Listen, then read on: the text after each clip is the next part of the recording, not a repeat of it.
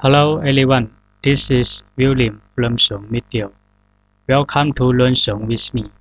Today I would like to teach you song phrases. Okay, please follow me. Welcome, Hạng Sầu. Welcome, Hạng Sầu. Hello, Mừng Nhi. Hello, Mừng Nhi. How are you? Mừng Nhi Ly. How are you? Mừng Nhi Ly. I'm good, Cu Nhi. I'm good, Cu Nhi. I'm so. Okay, Lý Nhi, quả nay bay. I'm so. Okay, Lý Nhi, quả nay bay. I'm bad, Cu Na Ni Dậu. I'm bad, Cu Na Ni Dậu. I'm tired, Cu ngặt ngạt. I'm tired, Cu ngặt ngạt.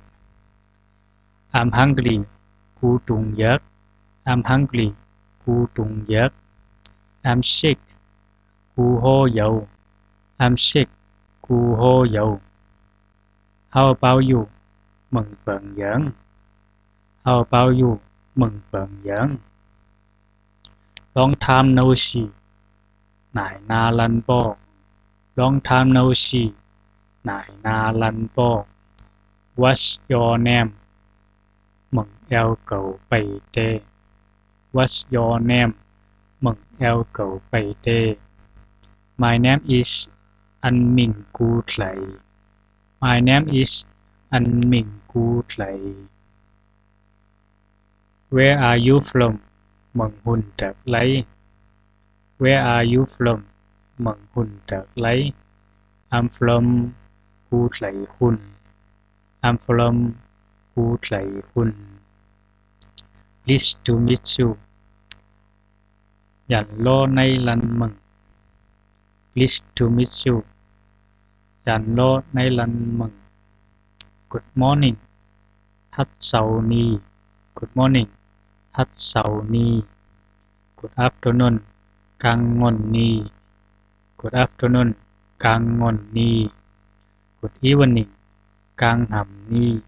Good evening. Cang hầm ni. Good night. Hầm ni. Good night. Hầm ni. Goodbye. Bay cỏ nó. Goodbye. Bay cỏ nó.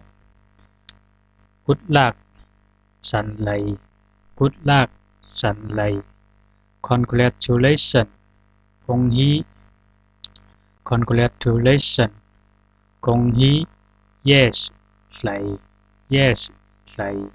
No. Not lầy. No. Not lầy.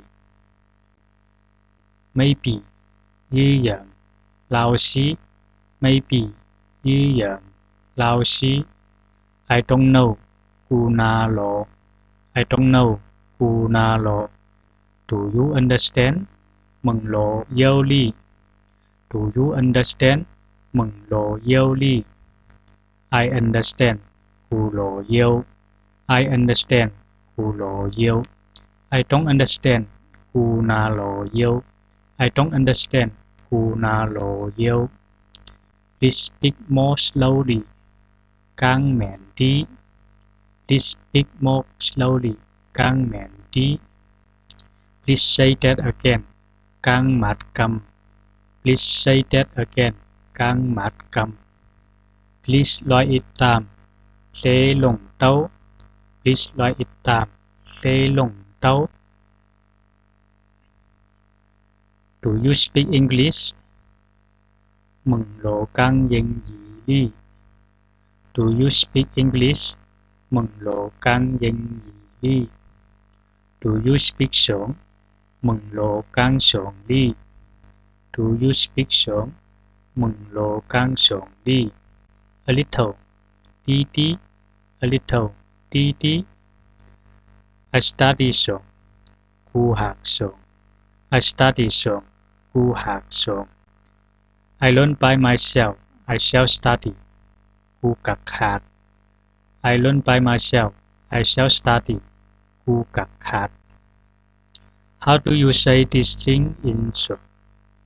Anh ni cang Song bận giận cang. How do you say this thing in Song? Anh ni cang Song bận giận cang. How do you say this action in sườn? Bên này cán sườn bần dần cán. How do you say this action in sườn? Bên này cán sườn bần dần cán. I like Quang Si.